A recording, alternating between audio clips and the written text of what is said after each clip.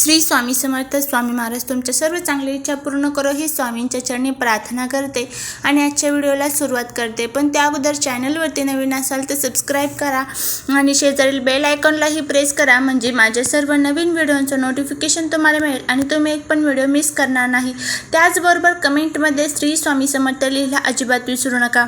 3 तारखेला म्हणजेच रविवारी आहे श्रावणामधील संकष्टी चतुर्थी। तर या संकष्टी चतुर्थीला आपल्याला आपल्या मुलांसाठी हा एक उपाय करायचा आहे।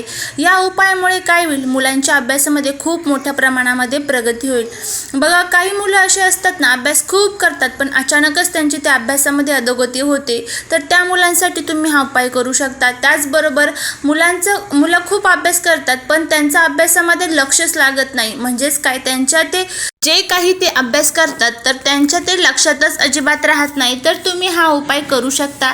त्याचबरोबर मुलांच्या भरपूर अशा इच्छा असतात, तर त्या इच्छापूर्तीसाठी तुम्ही हा उपाय करू शकता। त्याचबरोबर तुम्हाला जर असं वाटत असेल ना, मुलांना काहीतरी नजर दोष आहे, काहीतरी दुसरीच वेगळीच बाधा आहे, की मुलं अचानकच खूप अभ्यास करतात आणि अचानकच त्यांच्या अभ्यासामध्ये अधोगती होते, किंवा मुलांच्या स्वभावामध्ये आपल्याला अनेक प्रकारचे वेगवेगळे बदल जाणून येतात। कधी त्यांचा स्वभाव शांत होतो तर कधी अधिकच चिडचिडपणा त्यांच्या स्वभावामध्ये आपल्याला जाणवतो, तर त्यावेळेस पण तुम्ही हा उपाय करू शकतात। म्हणजेच काय, मुलांचा कोणताही प्रॉब्लेम तुम्ही फेस करत असाल तर त्या संबंधित आपल्याला हा उपाय करायचा आहे। गणपती बाप्पा असे एक देवता आहेत ना, तर ते सर्व जे काही आपले विघ्न असतात, जे काही संकट असतात, तर ते सर्व दूर करत असतात। फक्त श्रद्धेने आणि विश्वासाने त्यांची जी सेवा आहे तर ती आपल्याला करावी लागते। फक्त श्रद्धेने आणि विश्वासाने जर आपण उपाय केले, जर आपण त्यांची सेवा केली, तर आपल्याला पाहिजे ते सर्व गणपती बाप्पा देत असतात।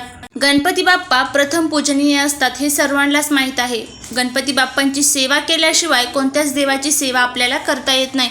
तर अशा या गणपती बाप्पांच्या संकष्टी चतुर्थीच्या दिवशी आपल्याला आपल्या मुलांसाठी जर आपण हा उपाय केला तर मुलांच्या आयुष्याचं कल्याण झाल्याशिवाय राहणार नाही। तर नक्की तुम्ही तुमच्या मुलांसाठी हा 11 कणकेच्या दिव्यांचा उपाय करून बघा। खूप लोकांना या उपायाचा अनुभव आलेला आहे। तर आता काय करायचं आहे बघा, रविवारी आहे संकष्टी चतुर्थी, तर आपल्याला आपल्या मुलांवरती कोणतीच बाधा येऊ नये यासाठी गणपती बाप्पांची सेवा करायची आहे। या दिवशी गणपती बाप्पांवरती तुम्ही विधिवत पूजन करा, विधिवत त्यांचा अभिषेक करा। त्यानंतर जे अभिषेकाचं पाणी असेल तर ते पाणी आपल्याला आपल्या मुलांना प्यायला द्यायचं आहे, किंवा मग तुम्ही ते माठामध्ये टाकू शकतात। म्हणजेच तुम्ही जर पाणी घरामध्ये साठवून ठेवत असाल, एखादा हंडा माठ वगैरे भरून ठेवत असाल, तर त्यामध्ये आपल्याला ते पाणी साठवून ठेवायचं आहे, किंवा त्यामध्ये आपल्याला ते पाणी टाकायचं आहे। त्याचबरोबर गणपती बाप्पांना आपल्याला दुर्वा अर्पण करायचे आहेत। असे हे छोटे उपाय आहेत, तर ते उद्या आपल्याला आवर्जून करायचे आहेत।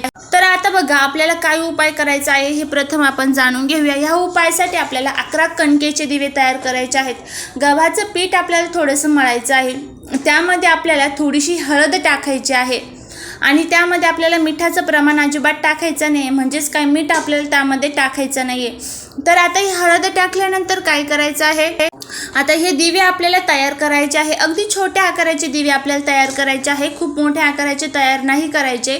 तर छोट्या आकाराचे दिवे तयार करायचे आहे। नंतर हे दिवे आपल्याला काय करायचे आहेत, उकडून घ्यायचे आहेत, म्हणजेच त्याला आपल्याला स्टीम द्यायची आहे। म्हणजे काय, त्या दिव्यांचा जो आकार आहे तर तो व्यवस्थित राहील। नाही तुम्हाला स्टीम द्यायची तर नका देऊ, नाही दिली तरीही चालेल। तर काय करायचं आहे, नंतर प्रत्येक दिव्यामध्ये आपल्याला जोडवात लावायची आहे। जोडवात म्हणजे 2 वातींची 1 वात करायची आणि ही प्रत्येक दिव्यामध्ये लावायची आहे। जोडवाची असते तर ती शिव आणि शक्तीचं प्रतीक मानले जाते आणि त्यामुळे आपल्याला दिव्यांमध्ये जोडवात लावणं गरजेचं असतं। आता ह्या दिव्यांमध्ये तुम्ही तेल टाका किंवा मग तूप टाका, तुमच्याकडे जे काही असेल त्यानुसार तुम्ही टाकू शकता। यथाशक्ती जर तुमच्याकडे तूप असेलच तर तूप टाका, तर नसलंच तर मग तेल टाका। आता प्रत्येक दिव्यामध्ये आपल्याला एक लवंग टाकायचे आहे आणि एक आपल्याला काळी मिरी असते बघा, काळी मिरी आपण जे मसाल्यामध्ये वापरतो ना, तर ती काळी मिरी आपल्याला टाकायची आहे। लवंग आणि काळी मिरीमुळे काय होतं, जे काही दोष आहेत आपल्या मुलांचे तर ते सर्व दोष दूर होतात।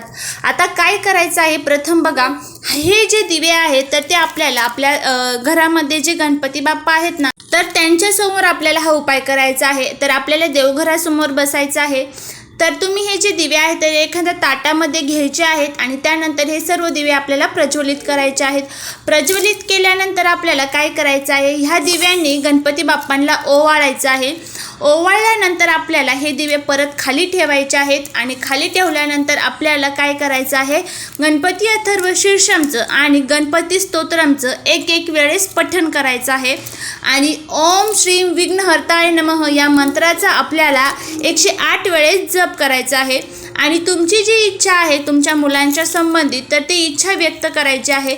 बघा, मुलांना जर गणपती अथर्वशीर्षम म्हणता येत असेल ना तर अवश्य करून तुम्ही त्यांच्याकडनंच हे गणपती अथर्वशीर्षम म्हणून घ्या. पण जर त्यांना म्हणता येत नसेल तर तुम्ही म्हणा.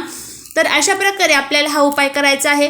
नंतर काय करायचं आहे बघा, आपल्याला ह्या दिव्यांनीच आपल्या मुलांना ओवाळायचं आहे. ज्या दिव्यांनी आपण गणपती बाप्पांना ओवाळलेला आहे तर ह्या दिव्यांनी परत आपल्याला आपल्या मुलांना ओवाळायचं आहे. ओवाळल्यानंतर आपल्याला हे जे दिवे आहेत तर ते परत गणपती बाप्पांच्या समोर ठेवून द्यायचे आहेत आणि आपल्याला परत गणपती बाप्पांना प्रार्थना करायची आहेत. मुलांच्या सर्व इच्छा इड्यापिड्या दूर होण्यासाठी, नोकरीत अभ्यासात प्रगती होण्यासाठी आपल्याला प्रार्थना करायची आहे. तर अशा प्रकारे आपल्याला हा उपाय करायचा आहे. आता नंतर काय करायचं आहे बघा, जे आपण आता दिवे तयार केलेले आहेत तर आता हे दिवे थंड झाल्यानंतर म्हणजेच विझल्यानंतर आपल्याला काय करायचं आहे, हे जे दिव्यांमधली लवंग आणि जे मिरी टाकलेली आहेत आपण तर ते काढून घ्यायचे आहे. आपल्याला त्यामधले जे वात आपल्याला टाकलेले आहेत आपण त्या पण काढून घ्यायचे आहेत आणि त्यानंतर ह्या पूर्ण पिठाचा आपल्याला एक गोळा तयार करायचा आहे आणि हा गोळा आपल्याला काय करायचा आहे, गाईला खाऊ घालायचा आहे. आता तुमच्या आसपास गाई नसेल तर तुम्ही निर्मल्यामध्ये टाकून द्या, पण शक्यतो करून गाई असेल तर गाईलाच खाऊ घालायचं आहे. आणि त्यानंतर हे जे कापूसाची वात आपण लावलेली होते, लवंग आणि मिरी टाकलेली आहे तर हे आपल्याला एखाद्या झाडाखाली वगैरे तुमच्या आजूबाजूला एखादं झाड असेल जिथे खूप किड्या मुंग्या असतील तर तिथे आपल्याला ते टाकून द्यायचे आहे. म्हणजेच काय, आपल्या मुलांची जी इडापिडा आहे तर ती सर्व आपल्याला टाकून द्यायची आहेत आणि आपल्या मुलांची जी इच्छा आहे तर ती इच्छा मग त्या दिव्यांमध्ये तयार झालेली आहे आणि ती इच्छा आता आपण गाईला ज्यावेळेस हे पीठ खाऊ घालू तर त्यावेळेस ती इच्छा 33 कोटी देवी देवतांपर्यंत पोहोचलेली आहे आणि ती इच्छा आपले 33 कोटी देवी देवता पूर्ण करणार आहेत, असा ह्या उपायाचा अर्थ आहे. तर त्यामुळे नक्की तुम्ही आवर्जून हा उपाय करा. तुम्हाला अनुभव आल्याशिवाय राहणार नाही. जे काही संकट आहे, जे काही दारिद्र्य आहे तर ते दूर झाल्याशिवाय राहणार नाही. झालेली सेवा महाराजांच्या चरणी अर्पण करते. श्री स्वामी समर्थ.